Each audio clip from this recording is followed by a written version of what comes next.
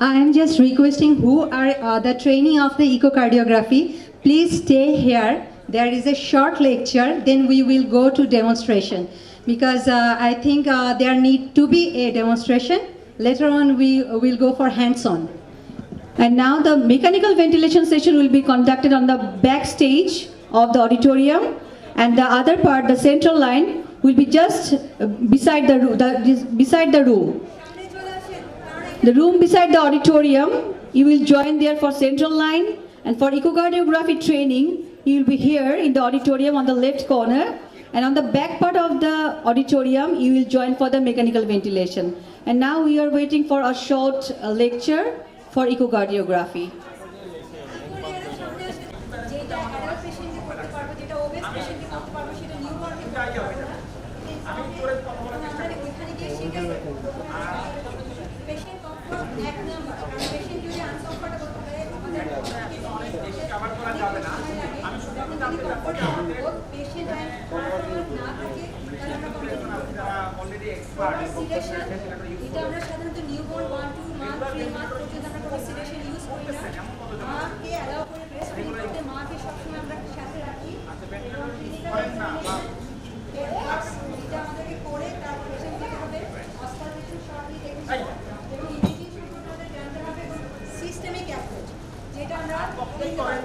আমাদের সবচেয়ে ছোট একজন পেশেন্ট আছে ডক্টর আজাদের কাছে আজকে আমি আজকে রাখি তো এখান থেকে শিখে next what patient actually next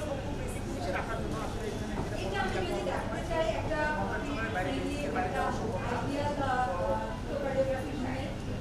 যদি ছুটি থাকবে যে আমি একটা প্লেগ্রাউন্ডে আসছি আমি কোথাও প্রোগ্রাম করতে পারি এটা হচ্ছে ডিফারেন্ট টাইপ অফ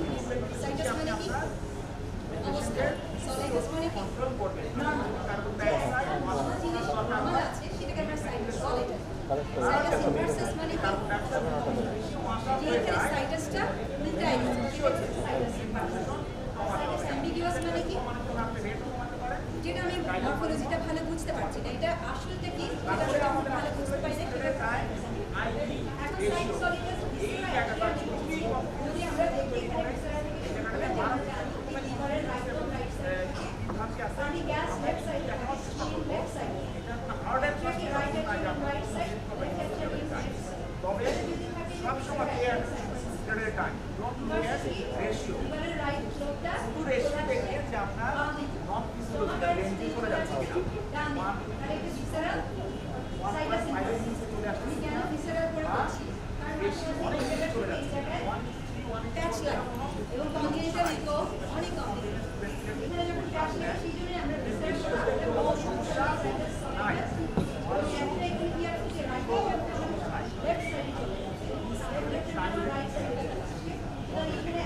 এটা হচ্ছে এক নাম্বার থেকে যেটাকে নতুন বললাম রেশিওর দিকে গুরুত্ব দিবেন না টাইমের গুরুত্ব দিবেন টাইম নয় বারবার চেঞ্জ করতে হতে পারে আমরা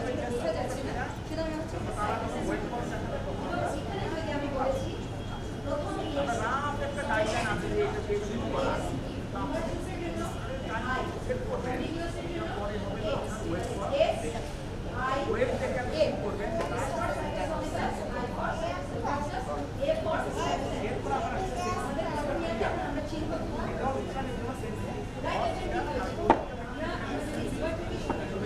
লিভারকে আমরা কিভাবে করি আমরা অ্যাবডোমেনে যাব 3 o'clock পজিশনে আমরা স্ক্রবটাকে রাখবো এবং তখন দেখতে পাবো যে নেক্সট স্লাইডে যে চেঞ্জ করা বা বুঝতে পারবে আমরা যদি এটা হচ্ছে আমার চেষ্টা করতে হয় আমাদের ভেন্টিলেটর এখানে হচ্ছে স্টমাক আর এটা হচ্ছে স্টমাক লিভারে বুঝতে না পারে তাহলে যেটা আমি ধরে নিচ্ছি যে আমাদের দেখা যাবে ভেন্টিলেটর নিচ থেকে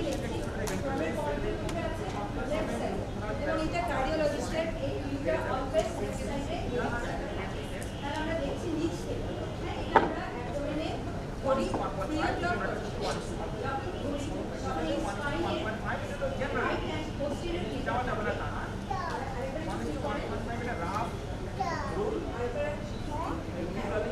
না নিউনাটিক তাহলে একটা জিনিস দেখবেন যে অ্যাকচুয়ালি পালসটা এটা এরপরে প্রেশার কত আমরা প্রেশার কত একটা সেট করি না প্রেশার কত আইডিসি এটা তাহলে নেক্সট স্লাইডে আবার ডেল্টা প্রেশার মানে ছিল আমি লাংকে এক্সপ্যান্ড যে প্রেশারকে আমি লাংকে এক্সপ্যান্ড করছি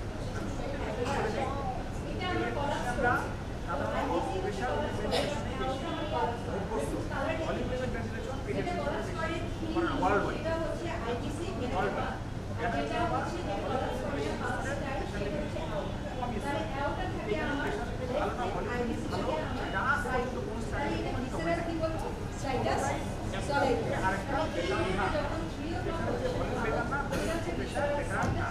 সেটা হচ্ছে সেটা এটা আপনার ভালো বোঝেন আপনি যেটাতে কমফোর্টেবল আপনার নার্স আপনার ডাক্তার তিন নম্বরে যেটা কমফোর্টেবল সেটা হচ্ছে ব্রেস্ট মোটো ভেন্টিলেটর এইটা স্টাডিতে প্রমাণিত হয়েছে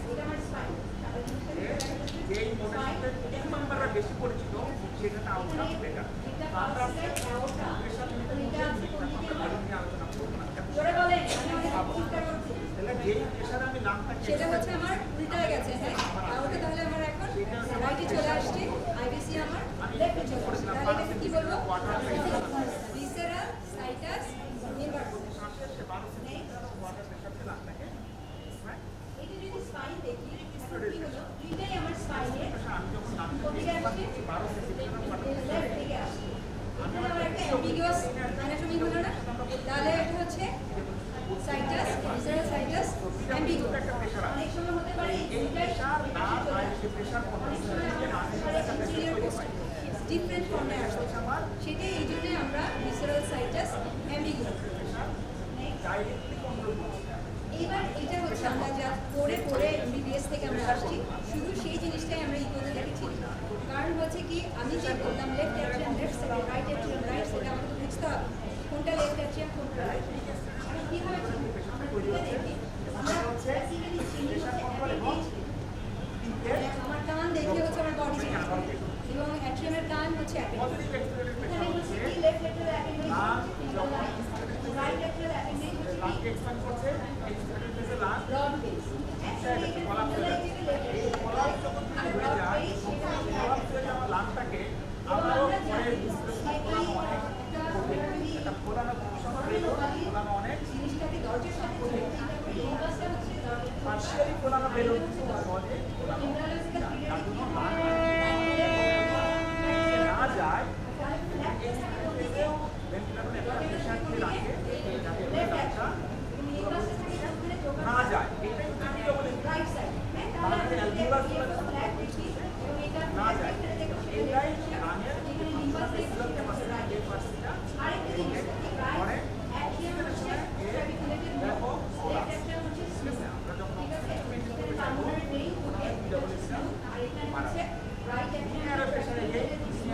আমরা ডাইরেক্টলি কন্ট্রোল করতে পারি না।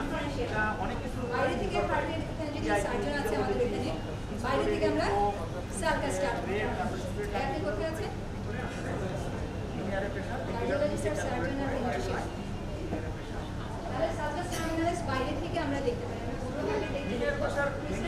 দেখায় যে সার্কাস মানে গর্ত। টার্মিনালিস ডিফারেন্সিয়েট করে এয়ারওয়ে প্রেশার তৈরি হচ্ছে সেটা ক্যালকুলেট করে দেখায়। এটা উল্টা গেল, সে আপনি চলে আসছে আমার এয়ারওয়ে প্রেশার আমরা আসলে এটা হলো আরেকটা নন ইনভেসিভ মোডে যখন মিরর ইমেজ, মানে আয়নাতে আমি আমার মুখটা যেটা দেখি তাহলে এটা সার্কাস ইনভার্স। আমরা অ্যাকচুয়ালি ভিসারা পর অ্যাকচুয়ালি ভিসারা অ্যাকচুয়ালি যেটা ছিল আমরা এখন এটা অ্যাকচুয়ালি তাহলে সার্কাস সলিটাস সাইটাস একটা টার্ম আইসোমাইসিস মানে দেখতে একই রকম। মোড আসবে এটা হতে পারে হতে পারে দুটোই যদি দেখতে হয় রাইট আরেকটা প্রেশার চিনেছি একটা প্রেশার দুটাই হয় লেফটের মতো এসআইপি মোডে তাহলে এটা আইসোমাইসিস।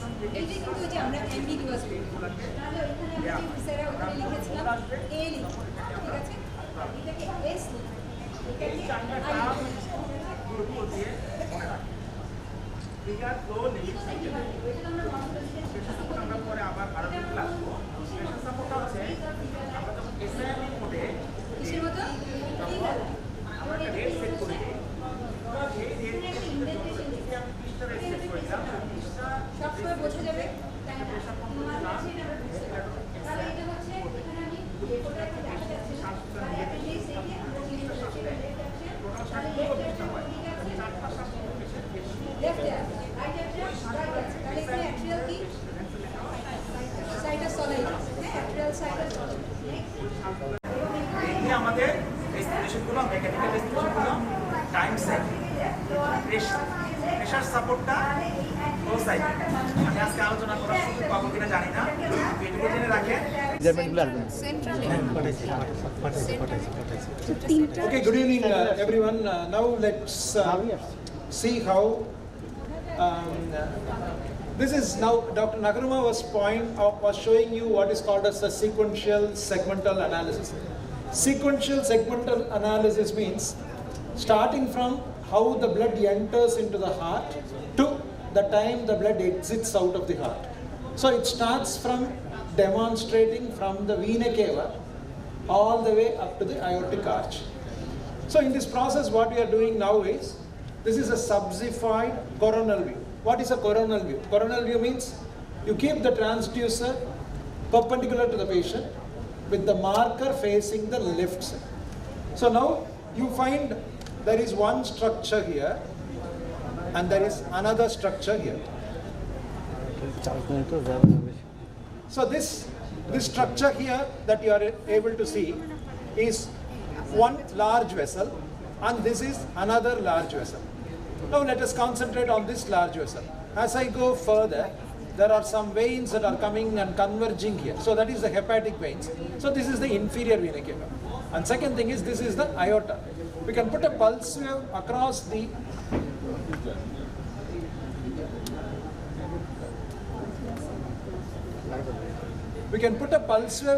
the aorta and confirm that it is aortic signals. So this is the aortic signal.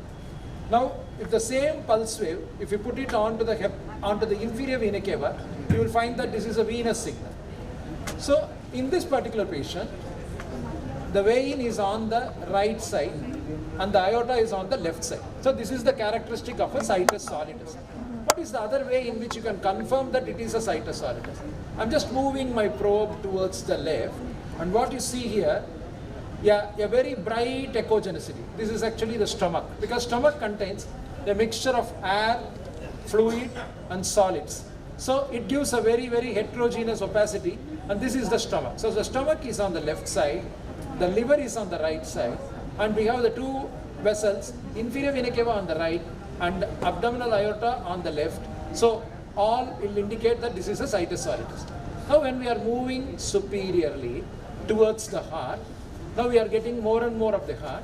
We can appreciate that the rightward side we have the atria, and the leftward side we have the ventricle. So that means the ventricular apex is pointing towards the left.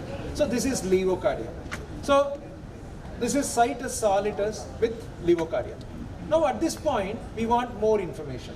So we are changing the probe into a sagittal view. So in sagittal view we are cutting the heart perpendicularly with the marker facing inferiorly, so we are able to appreciate the entire inferior vena cava. So when we are looking at the inferior vena cava, we identify how pulsatile is the inferior vena cava. If suppose with each of the breath, if the inferior vena cava is becoming very small, that means the systemic venous pressure is low. If with each breath, if the inferior vena cava still remains distended and large, that means the systemic venous pressure is high. So here we are appreciating that the inferior vena cava is quite collapsing with each breath, and this can be confirmed by an M mode also. So what you do is in M mode, you keep watching the inferior vena cava. The inferior vena cava is large during expiration and is small during inspiration, and again becoming large during expiration, small during inspiration. So if there is an inspiratory collapse of the inferior vena cava, that means the systemic venous pressure is low. It's not very high. So then the next thing that you can appreciate is what is the hepatic venous Doppler pattern. So you take the Doppler pattern and put it into the hepatic veins, and here you will appreciate the hepatic venous pattern. So this portion is the anterior muscular septum, mid muscular septum, and the posterior muscular septum. So this is the interventricular septum with left ventricle and right ventricle. Let us see the structure of a left ventricle and right ventricle. This is the systolic frame where the thickness of the left ventricle is seen, and this is the systolic frame of the right ventricle where the thickness is seen. You see that they are more or less similar. That means this patient's right ventricle is having same pressure as the left ventricle. The right ventricle is so hypertrophied. The normal right ventricle will be 1/3 the thickness of a left ventricle. So here, this is the right ventricular thickness. Maybe I'll take a measure and show. So this is the right ventricular thickness. It's about 9 millimeter, and I will take the left ventricular thickness. This is the left ventricular thickness. That is also 9 millimeter. So both the ventricles are same thickness. So this is what is right ventricular hypertrophy. So now we are going progressively more and more towards the apex. So we come to the end of the heart. So this is the apical part. At this portion we enable the color flow and see whether there is any color flow that is crossing the ventricular septum at the muscular level. Because every patient, whoever is having a perimembranous ventricular septal defect or a outlet ventricular septal defect can have 10% association of additional muscular ventricular septal defect.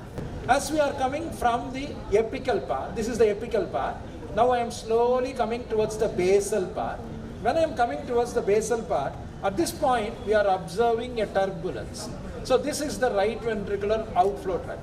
At this point we are enabling the continuous wave Doppler, and we move the continuous wave Doppler into the place where we are getting the turbulence. We can see that there is a continuous wave Doppler signal. Let us freeze it. It's going away from the transducer. That means the blood is going from the right ventricle towards the pulmonary outflow tract. And let us see a Doppler signal. This is the pulmonary right ventricular outflow tract gradient. It's about 101 millimeters of mercury, or in other words 5 meters per second. So that means there is a severe right ventricular outflow tract obstruction. Already we knew about it because there was a severe right ventricular hypertrophy. So now we are taking away the we are coming back to the heart.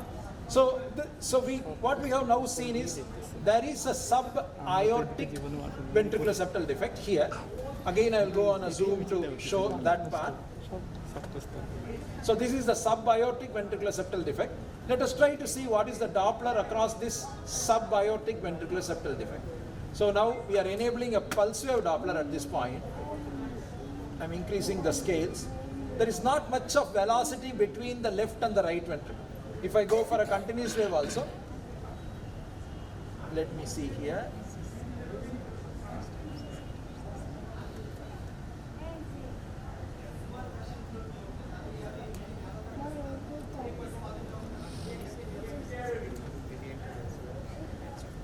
The blood flow from the left ventricle to right ventricle is not having any velocities at all. You see that this is hardly coming to less than 1 to 1.5 meter per second. So right ventricle and left ventricle are sort of in the same pressures, and there is a severe infundibular stenosis. We move on to the apical four-chamber view. The question that was asked by one of the doctor here, just show the. So if suppose this is the, let me show. Okay, this is the abdomen. You are keeping the probe. If you are keeping the marker at the lower part, that is subxiphoid short axis. If you are moving it to the side, this is subxiphoid coronal view. The coronal view, the marker faces the left, whereas in short axis view, the marker faces inferiorly. You see now the marker is facing inferiorly. So you keep the probe perpendicular. So now we are going to the apical four-chamber view.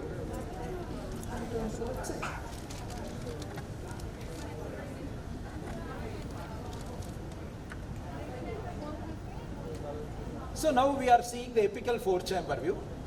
You adjust the depth so that you are always filling the entire screen. So now let us freeze the image. If you adjust so that we fill the entire screen.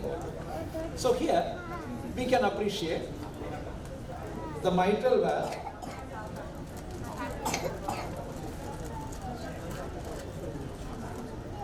I will now draw the aortic valve. So this is the aortic valve. So this aortic valve is attached to this part where the same mitral valve's anterior mitral leaflet is also connecting. So this portion is called as the aortomitral fibrous continuity.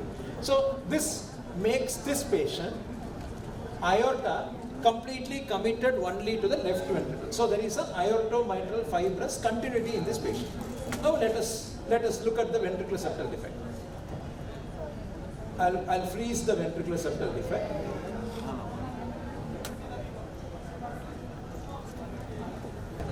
So now we will now look at the aortic annulus. So the aortic annulus is from here to here. And now let us see that once the picture goes up, I want it to be retained. Can it be retained? Retain it? Retain means it should not go up. See now, okay. So now you see that this is the ventricular septum, and if I draw a line from the ventricular septum, it will go and cut the aorta in such a way that 40% of the aorta is above the line and 60% of the aorta is below the line. So there is an aortic override of about 40%. Now after seeing this, if I look at the conal septum, so this portion is the conal septum. Now I will now take this out and just move. You can appreciate this is the protruding conal septum. See, this portion is the protruding conal septum.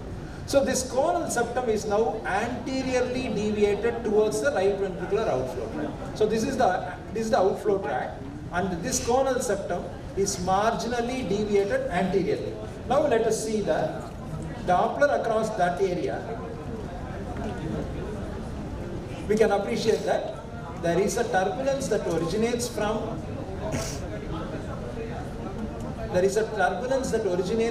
that region where there is an anterior deviation of the conal septum. Correspondingly, from the free wall also there is a hypertrophy of the muscle. So this is called as the parietal band. So the parietal band hypertrophy is also there. Anterior deviation of the conal septum is also there. This combined lesion is producing an infundibular pulmonary stenosis. So this is the region of the infundibular pulmonary stenosis. Now let's go into live echo. So this infundibular pulmonary stenosis is now giving off a good-sized large infundibular cavity. So this portion is a large infundibular cavity. So the pulmonary stenosis is confined to the region of os of the infundibulum, or the entry part of the infundibulum. So os infundibular stenosis with a good-sized infundibular cavity, and now we are looking at the pulmonary valve. The pulmonary valve is very roomy, is very large, is measuring about almost 19 millimeters. So good sized pulmonary valve. We are able to see the pulmonary valve leaflets. It's not doming at all. It's open. So what is meant by doming? If suppose the valve leaflet is completely open and touches the sinuses, that means the valve leaflet is not narrowed at all. Whereas if there is a doming, how to get a trace button here? Trace. Trace button.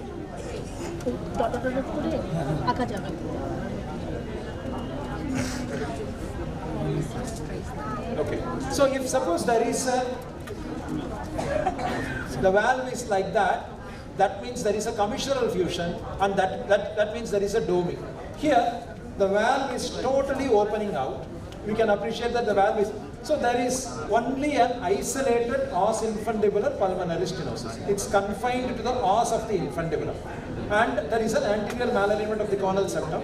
In addition, there is also a parietal free wall hypertrophy. So this is the parietal band hypertrophy. So this portion is the os infundibular narrowing. And this is the large malaligned conotruncal ventricular-septal defect. This is perimembranous in location, but it is having an aortic override. So a significant aortic override. Now does it extend into the outlet septum? It's not extending into the outlet septum. If there is an extension into the outlet septum, you will not see this long and infundibular septum. But let us see what is the infundibular septum. I will now draw the infundibular septum. Again, take the. So this whole area now is this is the infundibular septum. So there is a long infundibular septum. The infundibular septum is anteriorly deviated. So this is not extending into the outflow tract. It is confined to the perimembranous area. So this is a perimembranous ventricular-septal defect with about 40% aortic override. It's a conoventricular ventricular-septal defect. Now coming to the aortic valve. No, to call it double-chambered right ventricle, the infundibular narrowing should be far more lower. This is confined to the region of the infundibulum only. The cavity of the right ventricle is totally good. So there is a very discrete narrowing at the level of os of the infundibulum. And now this is the pulmonary valve annulus. This is the whole of the main pulmonary artery. Now we are going to the short axis of the pulmonary artery to demonstrate the left and the right pulmonary artery. So here is the left pulmonary artery and here is the right pulmonary artery. So let us see both together. So this is the right, this is the left, and in every patient who is having a tetralogy, it's of importance to look at the coronary arteries. So for the coronary artery, what we need to do is, thank you. Support is, you can connect. That's okay, no, it's getting over. So now, for getting the coronary arteries, you reduce the gain significantly so that you see the small black structure better. Use the zoom.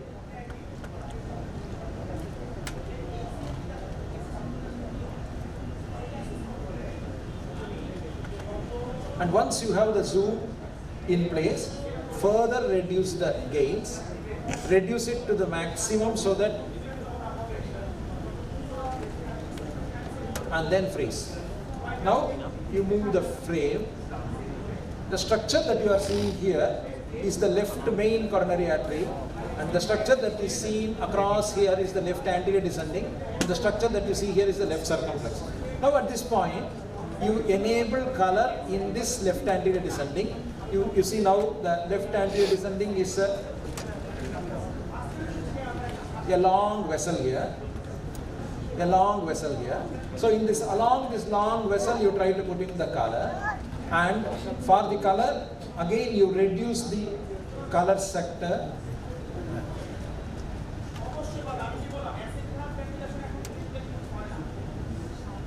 Make it only come into the region of the coronary.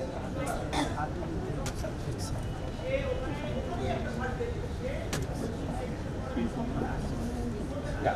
Go only into the coronary artery and then scroll.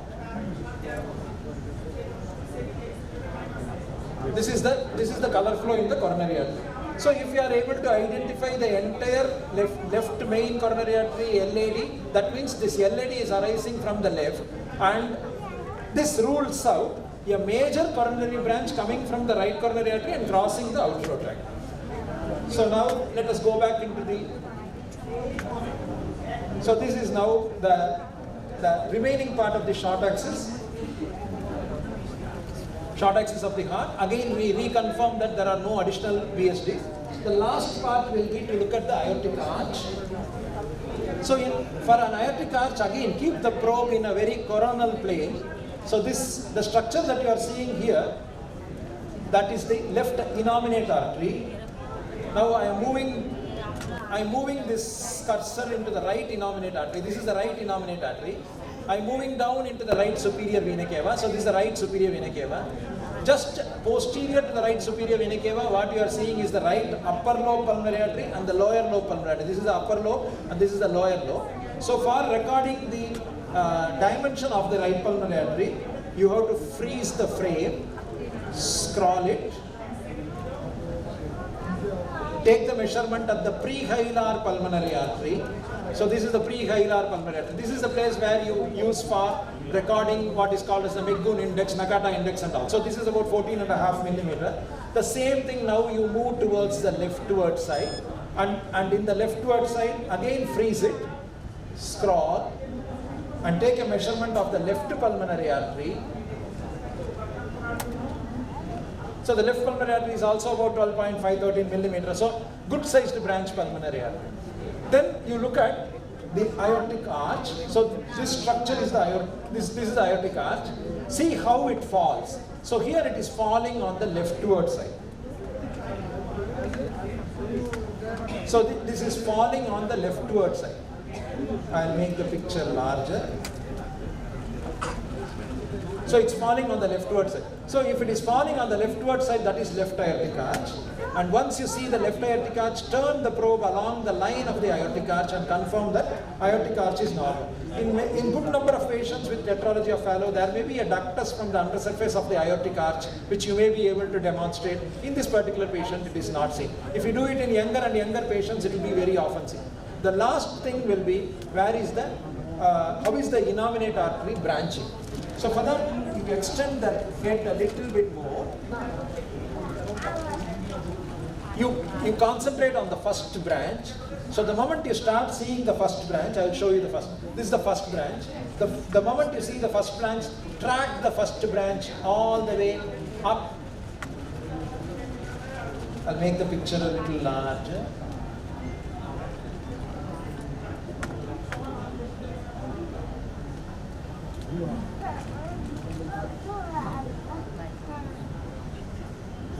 So this is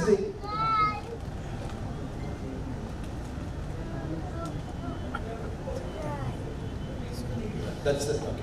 Yeah. So now this is this structure that you are seeing. That is the innominate artery. If you keep on tracking it more and more towards the rightward side, one branch is going in this direction and one branch is going down. So the one that is going down is the subclavian artery and the one that is going straight is the carotid artery. So this is the way it branches. The picture is not so clear in that area, but so this is the left aortic arch. So the questions that this is a patient who is having a large conotruncal ventricular septal defect with aortic. Madam, good evening, madam. So nice you are taking a class. Yes, thank you so much. Thank you. Just take the opportunity. Yes, thank you so much. Thank you. So we saw perimembranous ventricular septal defect, which is malaligned with aortic override. There was a discrete os infundibular pulmonary stenosis, which makes it easy for the surgeon to have a transatrial resection. There is a normal coronary artery. It is not very relevant in a patient where the pulmonary annulus and the pulmonary infundibulum are so roomy. But in patients who are having hypoplastic infundibulum and hypoplastic annulus, it is important to look at the coronary arteries. And in patients, in neonates where you are sending the patient the probe further in order to get the superior vena cava, and the moment I get the superior vena cava, I enable the zoom and go on zoom. So this is now the superior vena cava. That red color that is coming there is the superior vena cava.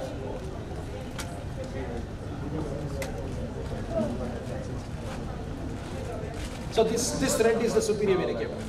So every structure, remember where I should anticipate and then do it. Let's now see. The question will be how to get a All the participants and trainees of today's session, I request you all to come front and take your seat.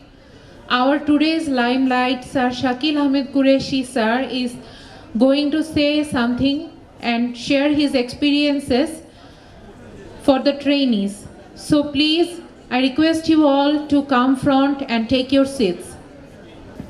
Respected audience, we are now at the end of our session. Now we would like to hear some speech from Professor Dr. Shakil Ahmed Qureshi for the trainees and the participants of today's sessions. Right, ladies and gentlemen, Dr.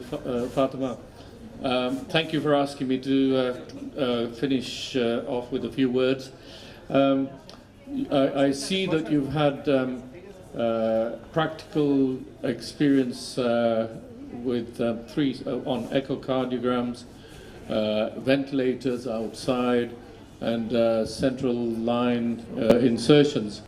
Now, these, and I hope that you've had a pretty good practical experience with these already. If I just briefly tell you about 1979, when I was beginning to start echocardiogram in pediatric cardiology, and we got a new 2D echo machine, no Doppler, no color Doppler, and that arrived in the hospital, and nobody, my consultant boss, could not do echoes. There was a cardiac technician who was doing adult echoes, and so she said to me, how are we going to learn about congenital heart disease? So what we started doing was, after work, we would wheel, and it was a massive tank-like machine, and we would wheel it round to the intensive care unit, because I said the babies are ventilated, so they're not going to move. And then we would put the echo probe, and it was a big probe, onto the chest, and she would hold the probe, and I would inject 1 cc of saline into a line and follow the contrast bubbles around the heart. And we were trying to work out what the anatomy was. Prior to that, it was easy, because we did M mode, and we were diagnosing transpositions with M mode echocardiography, transpositions and VSDs, tetralogy fellow, with M mode echocardiography. And you would be amazed when you try and do that now. It would be almost impossible, because 2D echo has made it so valuable. So it's very important. I came in just in time when she was demonstrating tetralogy of Fallot, and how much more detail you can obtain with really good quality imaging. Similarly, on central line insertions, for example, again, if I take you back to my experience, there was an anaesthetist at Harefield Hospital. Sometimes he would struggle putting central lines in babies and children. I had done them in adult cardiac patients, so I was effectively putting lines in with the anaesthetist, and he was learning, and in a way I was learning as well in babies. And so again, that's a valuable experience if you can do the simulation at the stations and learn. Ventilation was again very similar in the intensive care unit. So this is the sort of valuable practical experience you can gain in these different stations. So I hope a lot of value has been obtained by everybody that's been in these different stations. And it's something to be commended, because there are not many meetings internationally where you can get such practical experience. You'll all get lectures live cases probably as well, but hands-on, that's going to be almost impossible. So this sort of training is valuable for you, and hope you gain maximum benefit from them. Thank you very much. Thank you, sir, for your outstanding speech, as always.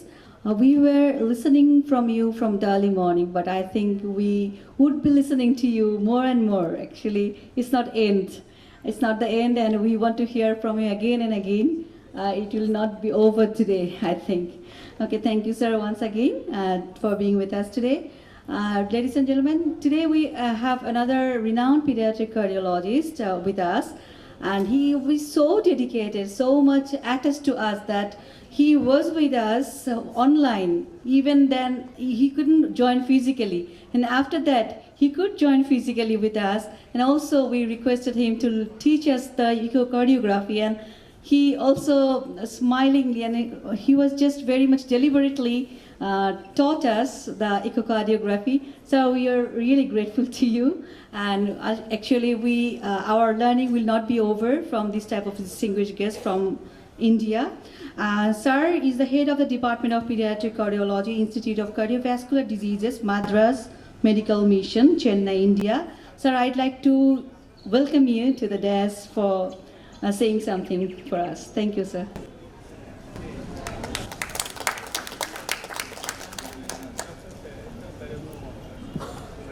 It's my pleasure to actually sit with Professor Sir Shakeel Ahmed Qureshi, whom we fondly call as Shaq. I have been very in an invisible manner mentored by him from 2001 onwards. I have seen him during the first ever exposure for me internationally when I went for the World Congress in Toronto. From that time onwards, in various meetings, I have been watching him, hearing his lectures. And then I was fortunate that in the last about 10 years or so, he has visited my unit. We did our first pulmonary valve with Dr. Shaq Qureshi in 2014.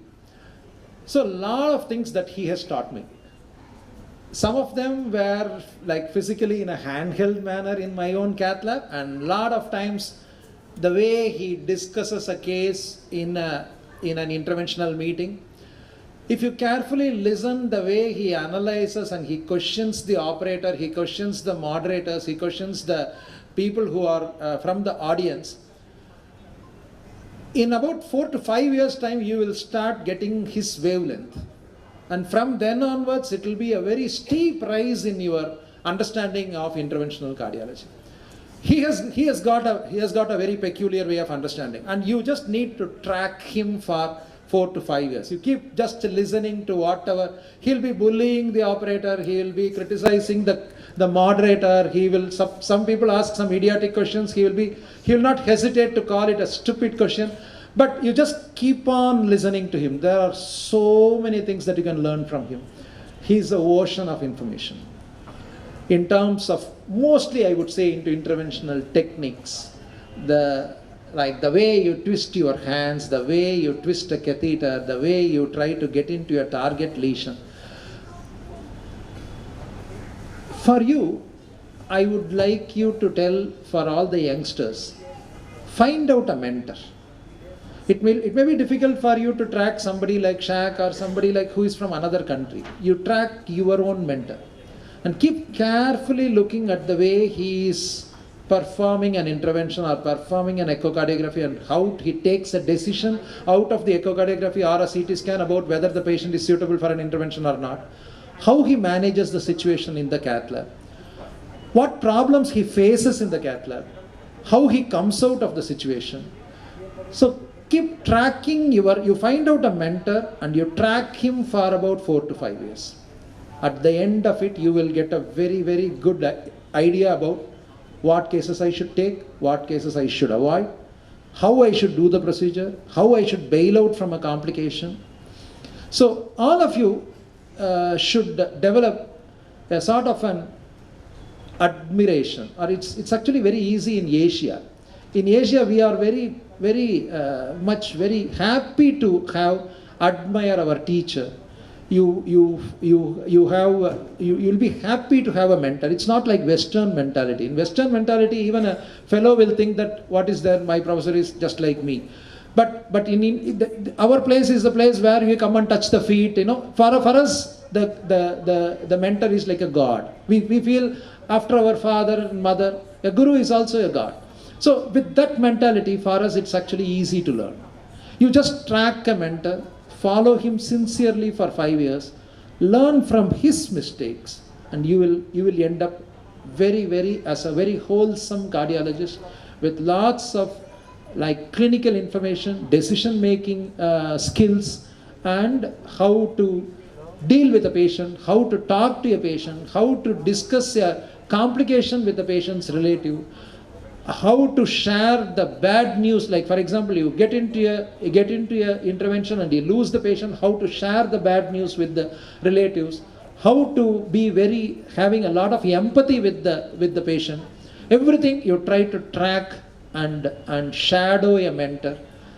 The first 5 years of your trainee days is very crucial in learning not only echocardiography, not only interventional skills, but to be a wholesome pediatric cardiologist who is good in decision making, who is shows a lot of sympathy towards his patient, and shares if suppose there is a complication or some mishaps, share the agony of the relatives. You also share with them.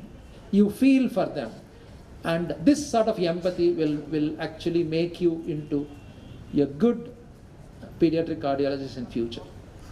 So the only advice to you is have a mentor and track him for about 5 years sincerely. Everything that he does, track him, and that is the way to learn pediatric cardiology. Thank you. Sharing your experiences with us, and also for your dedication, die-hard dedication in the Department of Pediatric Cardiology. We are really blessed to get you as our mentor. And this time, dear audience, I'd like to request another special guest of honor, Professor ABM Abdul Salam, the renowned pediatric cardiologist, is among us.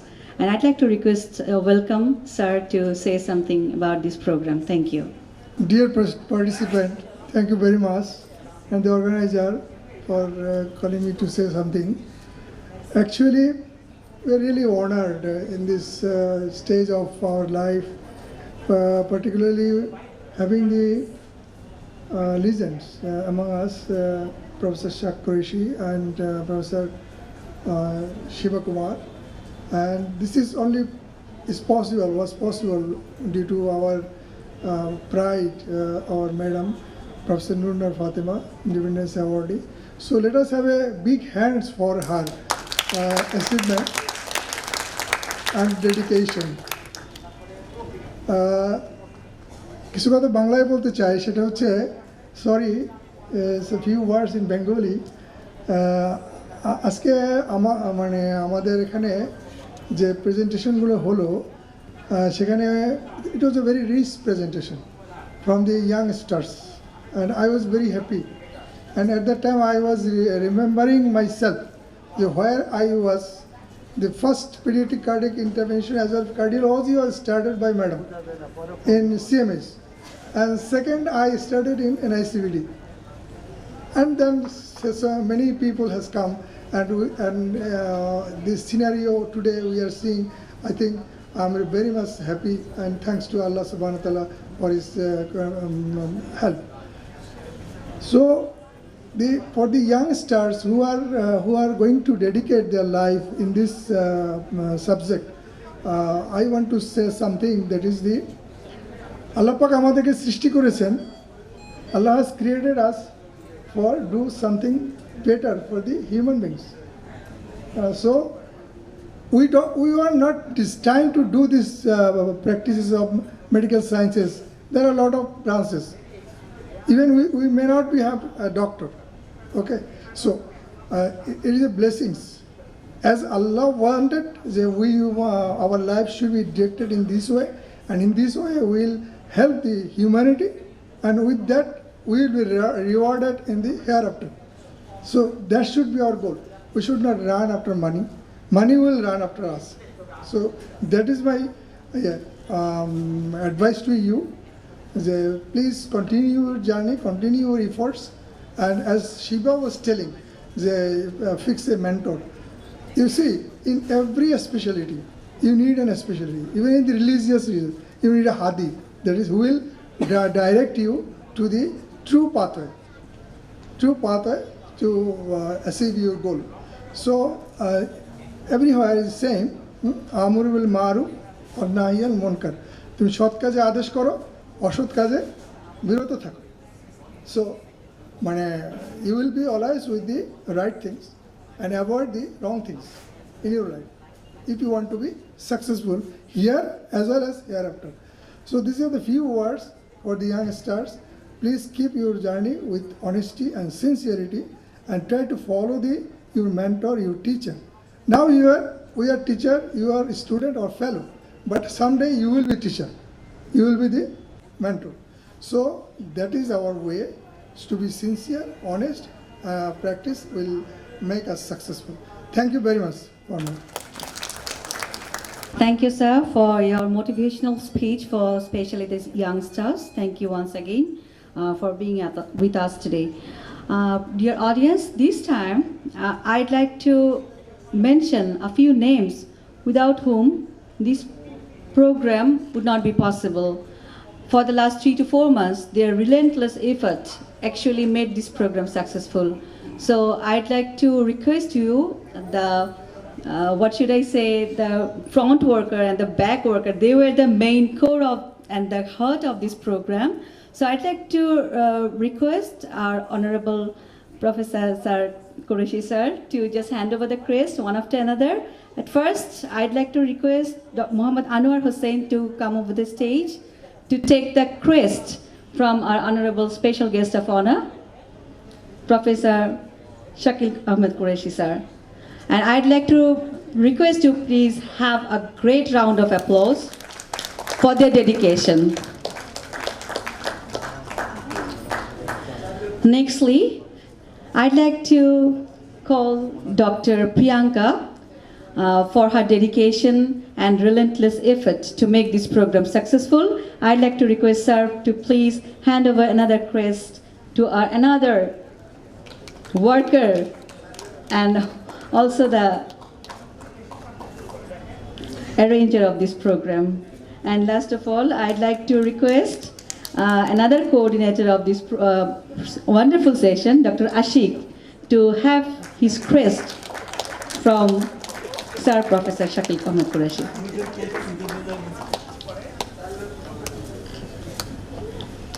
I think this is the wonderful memory. And this time, I'd like to request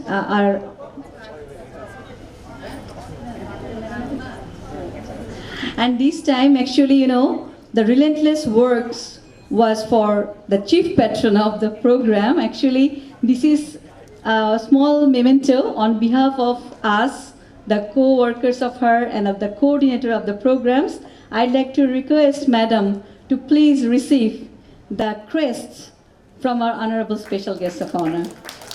This is a small recognition, actually.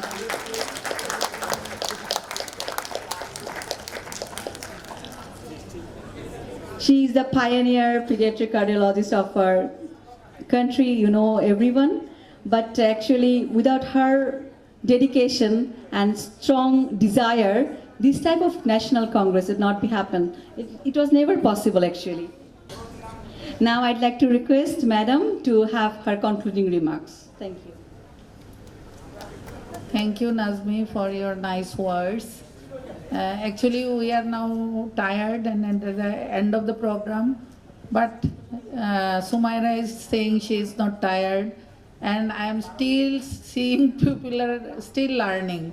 So what a great enthusiasm among the students. So when I was student, when I was like you, I was actually running behind mentors, running behind teachers. At that time, there was no teacher available to teach us. Especially in the pediatric cardiology, I was the student, I was the teacher, and I was the lone person.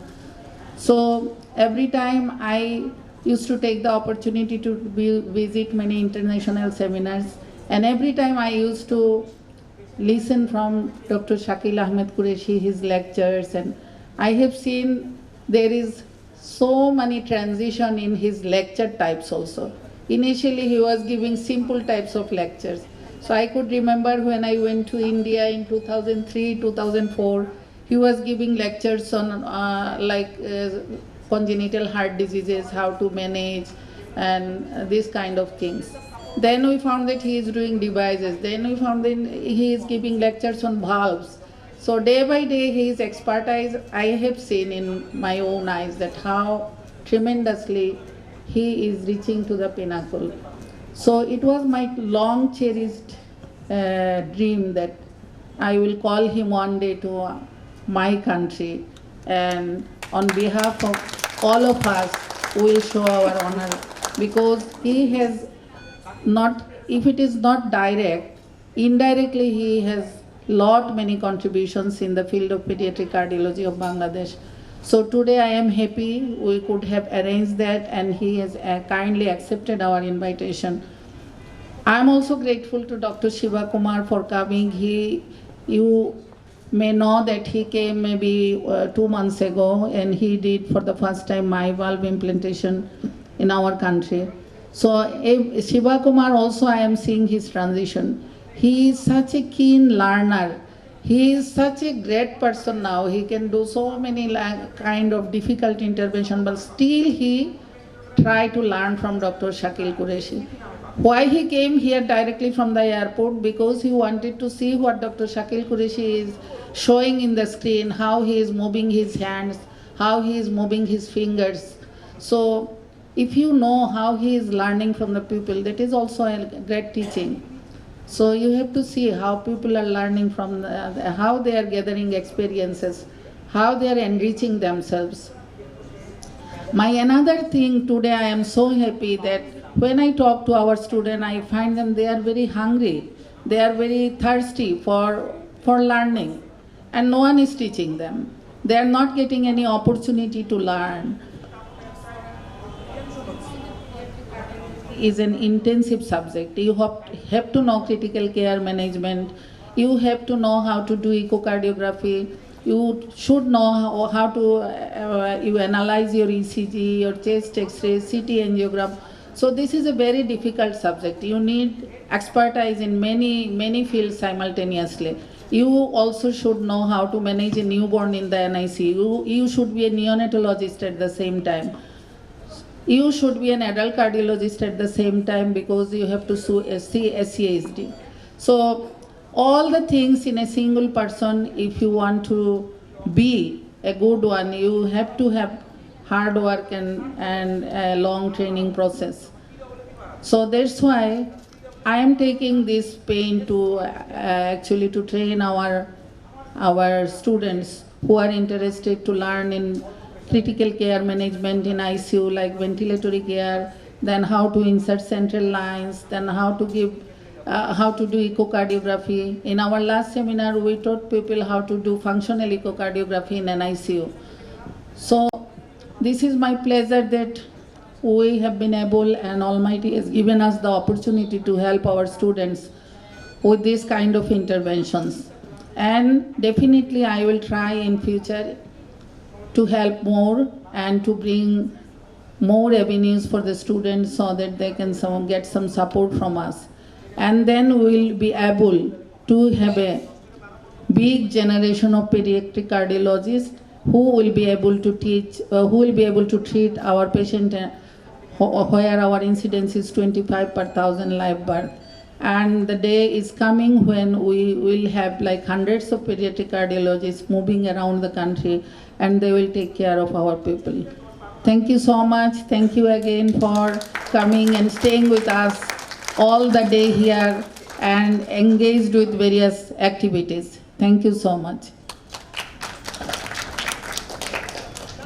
For your wonderful speech and for being our guardian, and also for being the wonderful mentor for all of us. And now, at this moment, I'd like to tell you that without your presence, without your participation, and also without your effort, the program would not be successful. So I should say that we can. I'd like to request all the invited guests and learners and also the trainers.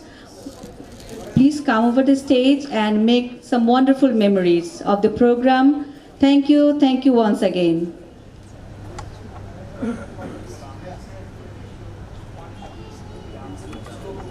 Thank you.